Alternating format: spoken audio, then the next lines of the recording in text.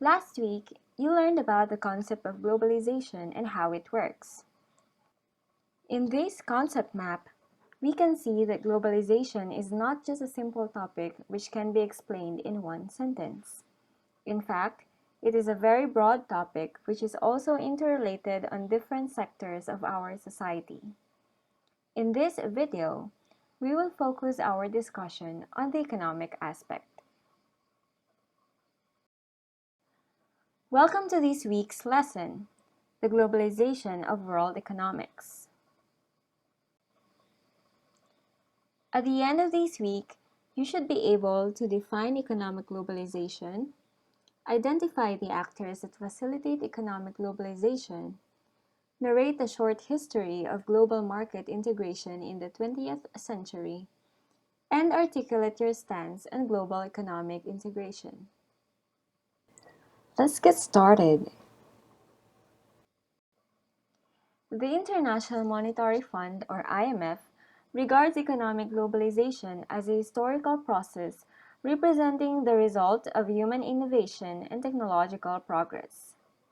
This process is characterized by the increasing integration of economies around the world through the movement of goods, services, and capital. For some, IMF's definition of economic globalization may seem problematic. How does one define increasing integration? Specifically, when is it considered that trade has increased? Is there a particular threshold? Increased trade means investments are moving all over the world at faster speeds. We should also note frequency of trading. These days, supercomputers can execute millions of stock purchases and sales between different cities in a matter of seconds through a process called high-frequency trading. Even the items sold and traded are changing drastically. 10 years ago, buying books or music indicates acquiring physical items. Today, however, a book can be digitally downloaded to be read with an e-reader, and a music album refers to the 15 songs on MP3 format you can purchase and download from iTunes. In this lesson, we will trace how economic globalization came about and examine who benefits from it and who is left out. International trading systems are not new. The oldest known international trade route was the Silk Road, a network of pathways in the ancient world that spanned from China to what is now the Middle East and to Europe. It was called the Silk Road because one of the most profitable products traded through this network was silk, which was highly prized, especially in the area that is now the Middle East, as well as in the West, or today's Europe. Have you watched the recent Disney adaptation of Mulan?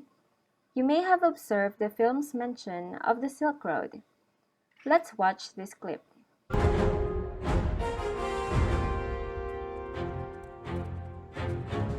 Your Majesty, 6 of our northern garrisons along the Silk Road have fallen in a coordinated attack. All trade has been disrupted. If we allow this to continue, it could be the end of the kingdom. For detailed information about the Silk Road, let's watch this TED video titled The Silk Road, Connecting the Ancient World Through Trade.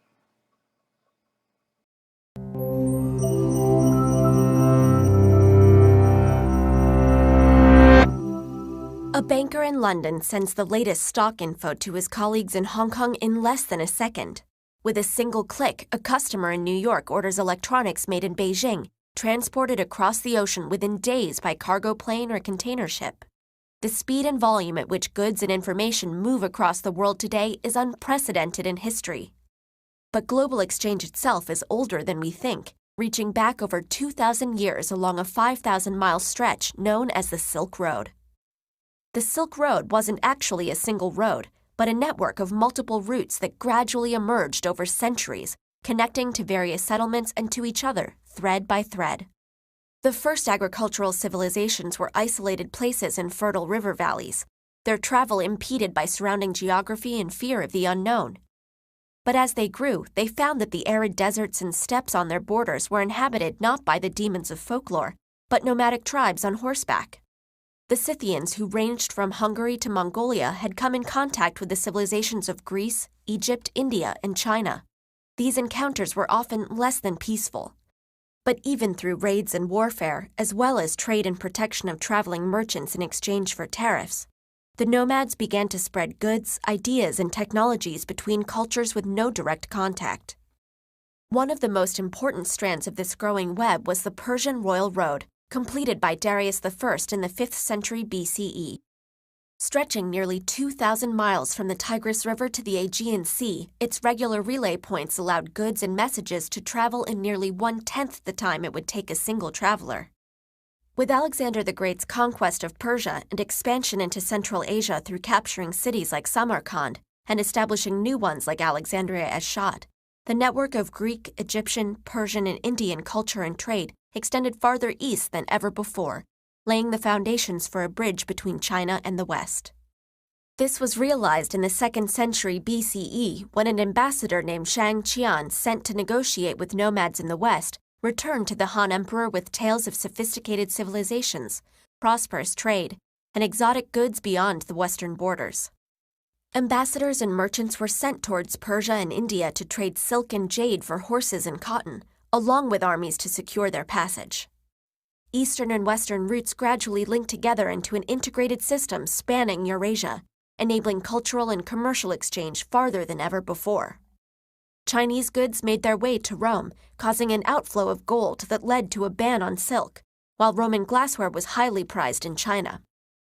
Military expeditions in Central Asia also saw encounters between Chinese and Roman soldiers, possibly even transmitting crossbow technology to the Western world. Demand for exotic and foreign goods and the profits they brought kept the strands of the Silk Road intact, even as the Roman Empire disintegrated and Chinese dynasties rose and fell. Even Mongolian hordes, known for pillage and plunder, actively protected the trade routes rather than disrupting them. But along with commodities, these routes also enabled the movement of traditions, innovations, ideologies, and languages. Originating in India, Buddhism migrated to China and Japan to become the dominant religion there. Islam spread from the Arabian Peninsula into South Asia, blending with native beliefs and leading to new faiths like Sikhism. And gunpowder made its way from China to the Middle East, forging the futures of the Ottoman, Safavid, and Mughal empires. In a way, the Silk Road's success led to its own demise as new maritime technologies like the magnetic compass found their way to Europe, making long land routes obsolete. Meanwhile, the collapse of Mongol rule was followed by China's withdrawal from international trade. But even though the old routes and networks did not last, they had changed the world forever, and there was no going back. Europeans seeking new maritime routes to the riches they knew awaited in East Asia led to the age of exploration and expansion into Africa and the Americas. Today, global interconnectedness shapes our lives like never before. Canadian shoppers buy T-shirts made in Bangladesh. Japanese audiences watch British television shows, and Tunisians use American software to launch a revolution. The impact of globalization on culture and economy is indisputable, but whatever its benefits and drawbacks, it is far from a new phenomenon. And though the mountains, deserts, and oceans that once separated us are now circumvented through supersonic vehicles, cross-continental communication cables, and signals beamed through space rather than caravans traveling for months, none of it would have been possible without the pioneering cultures whose efforts created the Silk Road, history's first World Wide Web.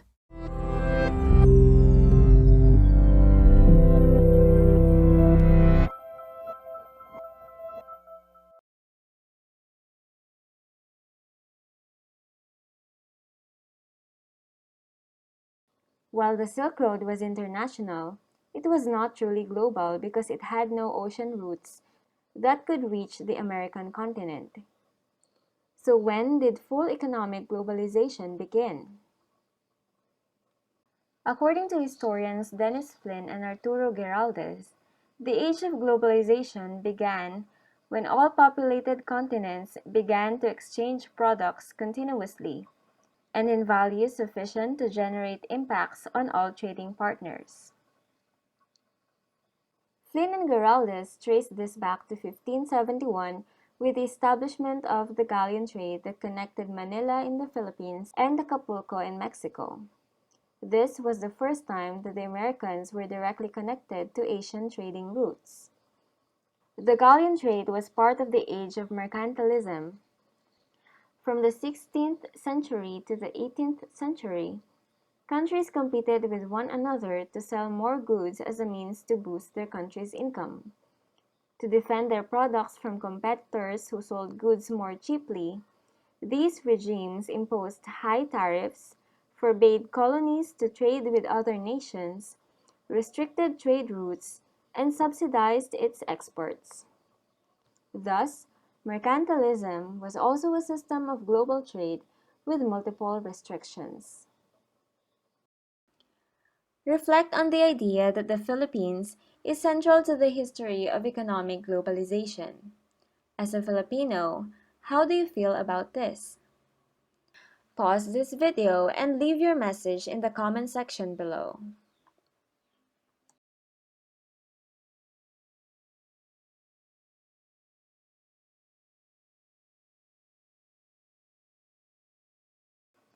A more open trade system emerged in 1867 when, following the lead of the United Kingdom, the United States and other European nations adopted the gold standard at an international monetary conference in Paris.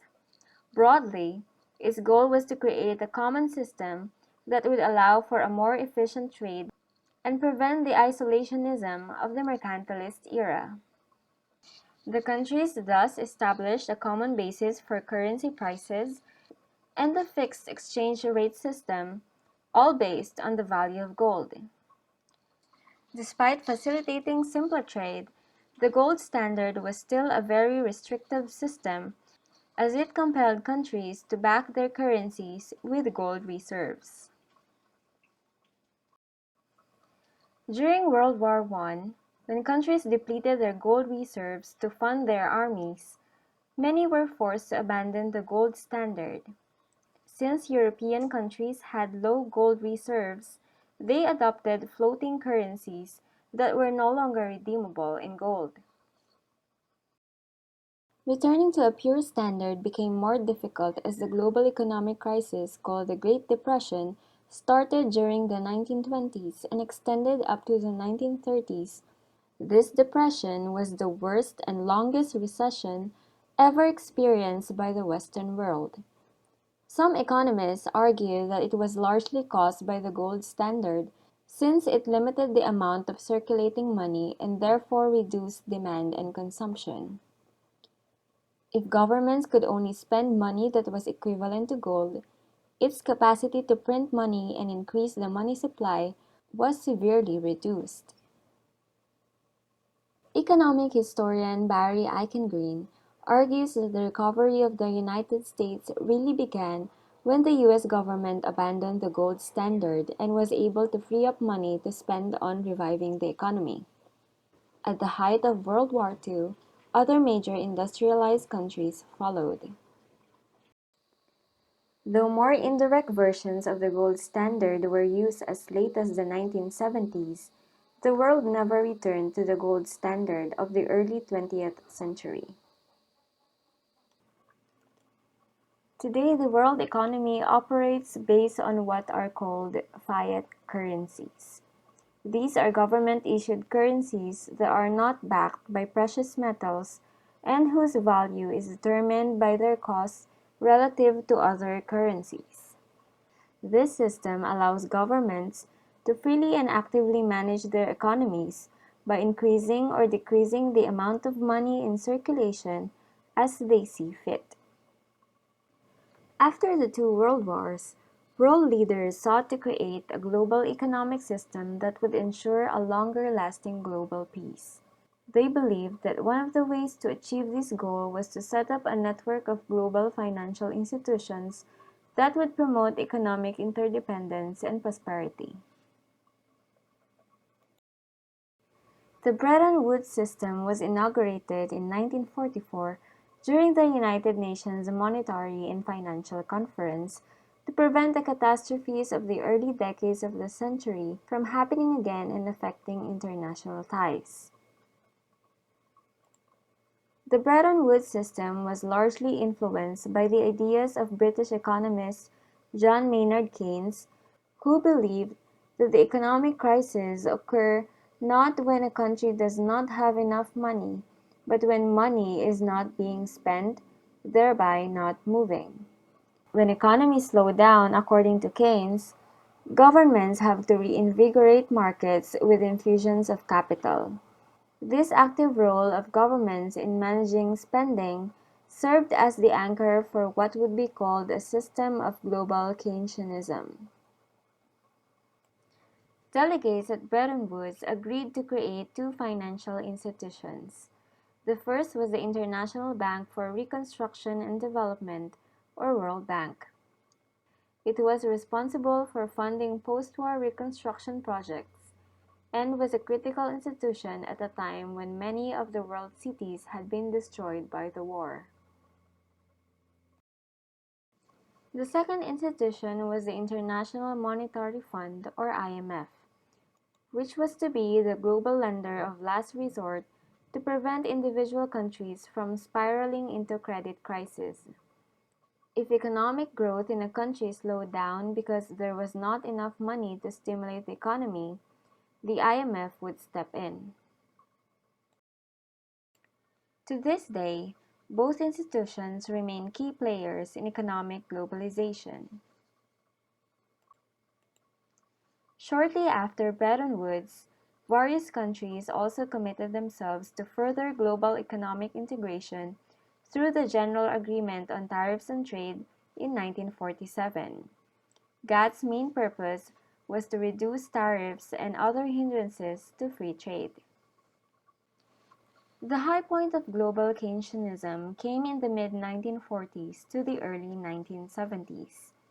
During this period, governments poured money into their economies, allowing people to purchase more goods and, in the process, increase demand for these products.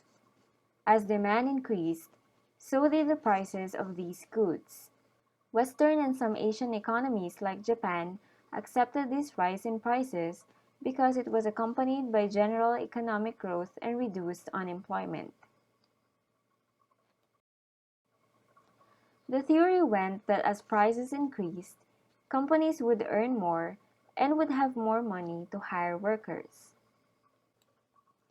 In the early 1970s, however, the prices of oil rose sharply as a result of the Organization of Arab Petroleum Exporting Countries' imposition of an embargo in response to the decision of the United States and other countries to resupply the Israeli military with the needed arms during the Yom Kippur War. Arab countries also used the embargo to stabilize their economies and growth. The oil embargo affected the Western countries that were reliant on oil. To make matters worse, the stock markets crashed in 1973 to 1974 after the United States stopped linking the dollar to gold, effectively ending the Bretton Woods system. The result was a phenomenon that even the Keynesian economics could not have predicted. It was called stagflation, in which a decline in economic growth and employment, or stagnation, takes place alongside a sharp increase in prices, or what we call inflation. Around this time, a new form of economic thinking was beginning to challenge the Keynesian orthodoxy. Economists such as Friedrich Hayek and Milton Friedman argued that the government's practice of pouring money into their economies had caused inflation by increasing demands for goods without necessarily increasing supply. More profoundly, they argue that government intervention in economies distort the proper functioning of the market. Economists like Friedman used the economic turmoil to challenge Keynes' ideas. What emerged was a new form of economic thinking that critics labeled as neoliberalism. From the 1980s onward, neoliberalism became the codified strategy of the United States Treasury Department, the World Bank, the IMF, and eventually the World Trade Organization. The World Trade Organization was a new organization found in 1995 to continue the tariff reduction under the GATT. The policies that the WTO forwarded came to be called the Washington Consensus. The Washington Consensus dominated global economic policies from the 1980s until the early 20s. Its advocates pushed for minimal government spending to reduce government debt. They also called for the privatization of government-controlled services like water, power, communications, and transport, believing that the free market can produce the best results. Finally, they pressured governments, particularly in the developing world, to reduce tariffs and open up their economies, arguing that it is the quickest way to progress. Advocates of the Washington Consensus knew that certain industries would be affected and die, but they considered this shock therapy necessary for long-term economic growth. The appeal of neoliberalism was in its simplicity. Its advocates like US President Ronald Reagan and British Prime Minister Margaret Thatcher justify their reduction in government spending by comparing national economies to households. Thatcher in particular promoted an image of herself as a mother who controlled overspending to reduce the national debt. The problem with the household analogy is that governments are not households. For one, governments can print money, while households cannot. Moreover, the constant taxation systems of governments provide them a steady flow of income that allows them to pay and refinance debts steadily. Despite the initial success of neoliberal politicians like Thatcher and Reagan, the defects of the Washington Consensus were immediately felt. A good early example is that of post-communist Russia. After communism had collapsed in the 1990s, the IMF called for the immediate privatization of all government industries. The IMF assumed that such a move would free these industries from corrupt bureaucrats and pass them on to the more dynamic and independent private investors. What happened was that only individuals and groups who had accumulated wealth under the previous communist order had the money to purchase these industries. In some cases, the economic elites relied on easy access to government funds to take over the industries.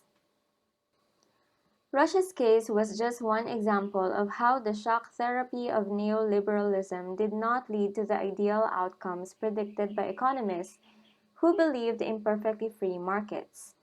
The greatest rejection of this thinking was the recent global financial crisis of 2008 to 2009.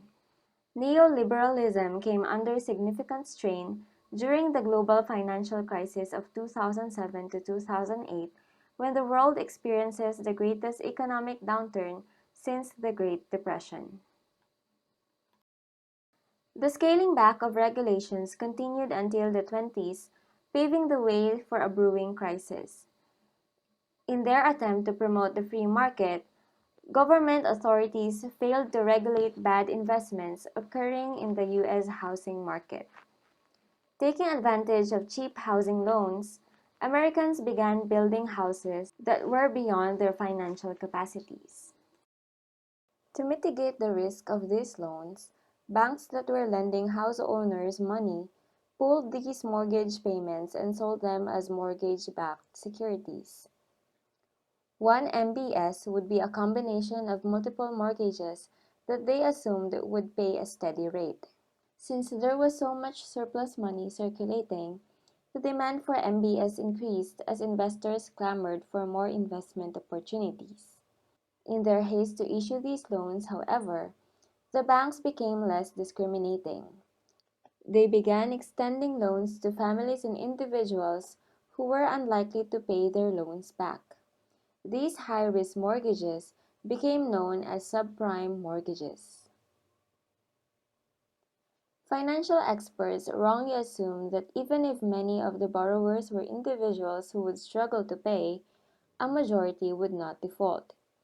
Moreover, banks thought that since there were so many mortgages in just one MBS, a few failures would not ruin the entirety of the investment. Banks also assumed that housing prices would continue to increase. Therefore, even if homeowners defaulted on their loans, these banks could simply reacquire the homes and sell them at a higher price, turning a profit. Sometime in 2007, home prices stopped increasing as supply caught up with demand. It slowly became apparent that families could not pay off their loans. This realization triggered the rapid reselling of MBS as banks and investors tried to get rid of their bad investments. This dangerous cycle reached a tipping point in September 2008 when major investment banks like Lehman Brothers collapsed, thereby depleting major investments. The crisis spread beyond the United States since many investors were foreign governments, corporations, and individuals. The loss of their money spread like wildfire back to their countries. These series of interconnections allowed for a global multiplier effect that sent ripples across the world. For example, Iceland's banks heavily depended on foreign capital, so when the crisis hit them, they failed to refinance their loans. As a result of this credit crunch, three of Iceland's top commercial banks defaulted. From 2007 to 2008, Iceland's debt increased more than sevenfold. Until now, countries like Spain and Greece are heavily indebted, and debt relief has come at a high price. Greece, in particular, has been forced by Germany and the IMF to cut back on its social and public spending. These affected services like pensions, healthcare, and various forms of social security. These cuts have been felt most acutely by the poor. Moreover, the reduction in government spending has slowed down growth and ensured high levels of unemployment. The United States recovered relatively quickly, thanks to a large Keynesian-style stimulus package that President Barack Obama pushed for in his first months in office. The same cannot be said for many other countries. In Europe, the continuing economic crisis has sparked a political upheaval. Recently, far-right parties like Marine Le Pen's Front National in France have risen to prominence by unfairly blaming immigrants for their woes, claiming that they steal jobs and leech off welfare. These movements blend popular resentment with utter hatred and racism. We will discuss their rise further in the final lesson. The global financial crisis will take decades to resolve. The solutions proposed by certain nationalist and leftist groups of closing national economies to world trade, however, will no longer work. The world has become too integrated. Whatever one's opinion about the Washington Consensus is, it is undeniable that some form of international trade remains essential for countries to develop in the contemporary world. Exports, not just the local selling of goods and services, make national economies grow at present. In the past, those that benefited the most from free trade were the advanced nations that were producing and selling industrial and agricultural goods. The United States, Japan, and the member countries of the European Union were responsible for 65% of global exports, while the developing countries only accounted for 29%. When more countries opened up their economies to take advantage of increased free trade, the shares of the percentage began to change. By 2011, developing countries like the Philippines, India, China, Argentina, and Brazil accounted for 51% of global exports, while the share of advanced nations, including the United States, had gone down to 45%. The World Trade Organization led reduction of trade barriers, known as trade liberalization, has profoundly altered the dynamics of the global economy. In the recent decades, partly as a result of these increased economic exports, economic globalization has ushered in an unprecedented spike in global growth rates. According to the IMF, the global per capita GDP, or the gross domestic product, rose over fivefold in the second half of the 20th century. It was this growth that created the large Asian economies like Japan, China, Korea, Hong Kong, and Singapore. And yet, economic globalization remains an uneven process, with some countries, corporations, and individuals benefiting a lot more than others. The series of trade talks under the WTO have led to unprecedented reductions in tariffs and other trade barriers, but these processes have often been unfair. We call this the international inequality. First, developed countries are often protectionist, as they repeatedly refuse to lift policies that safeguard their primary products that could otherwise be overwhelmed by imports from the developing world. The best example of this double standard is Japan's determined refusal to allow rice imports into the country to protect its farming sector. Japan's justification is that rice is sacred. Ultimately, it is its economic muscle as the third largest economy that allows it to resist pressures to open its agricultural sector. The United States, likewise, fiercely protects its sugar industry, forcing consumers and sugar-dependent businesses to pay higher prices instead of getting cheaper sugar from plantations of Central America. Faced with these blatantly protectionist measures from powerful countries, poorer countries can do very little to make economic globalization more just. Trade imbalances, therefore, characterize economic relations between developed and developing countries. The beneficiaries of global commerce have been mainly transnational corporations and not governments. And like any other business, these TNCs are concerned more with profits than with assisting the social programs of the governments hosting them. Host countries, in turn, loosen tax laws, which prevents wages from rising, while sacrificing social and environmental programs that protect the underprivileged members of their societies. The term race to the bottom refers to countries lowering their labor standards, including the protection of workers' interests, to lure in foreign investors seeking high profit margins at the lowest cost possible. Governments weaken environmental laws to attract investors, creating fatal consequences on their ecological balance and depleting them of their finite resources like oil, coal, and minerals.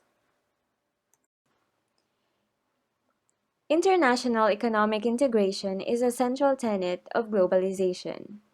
In fact, it is so crucial to the process that many writers and commentators confuse this integration for the entirety of globalization. As a reminder, economics is just one window into the phenomenon of globalization. It is not the entire thing. Nevertheless, much of globalization is anchored on changes in the economy. Global culture, for example, is facilitated by trade. Filipinos would not be as aware of American culture if not for the trade that allows locals to watch American movies, listen to American music, and consume American products. Given the stakes involved in economic globalization, it is perennially important to ask how this system can be made more just. Although some elements of global free trade can be scaled back, policies cannot do away with it as a whole. International policymakers, therefore, should strive to think of ways to make trading deals fairer. Governments must also continue to devise ways of cushioning the most damaging effects of globalization while ensuring that its benefits accrue for everyone.